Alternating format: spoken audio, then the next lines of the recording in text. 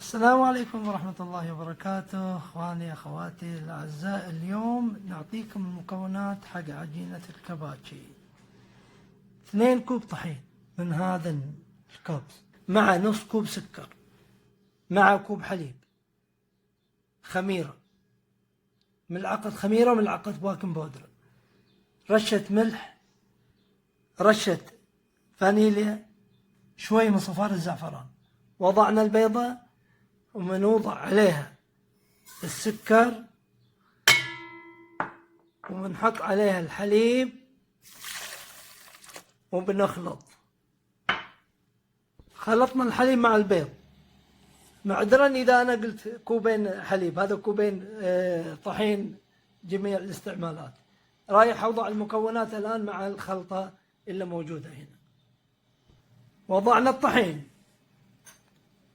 باكنج بودرة، خميرة الفورية،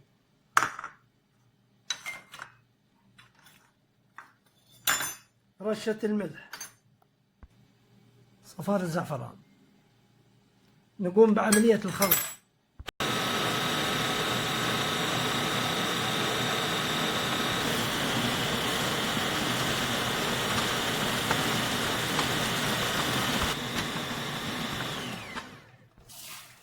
هذه العجينة حط عليها شوي طحين وخليها داخل تستريح ساعة ساعتين، وبعدين كورها وسووا الكباتشي وإن شاء الله نراويكم.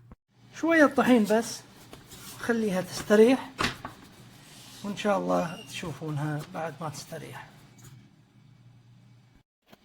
هذه العجينة يا أخواني بعد ما استراحت لها ساعتين 3 على كيفكم، حتى لو يوم كامل. عموما هذه العجينة كورناها وإن شاء الله نخبزها ونشوف النتيجة. وهكذا إن شاء الله نضعها بالزيت.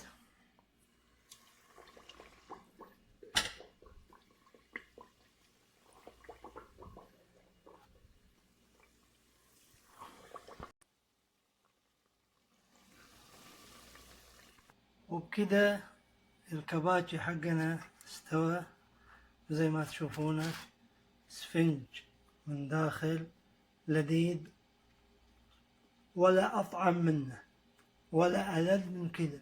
ما شاء الله تبارك الله، بالهنا والشفا. السلام عليكم ورحمة الله وبركاته.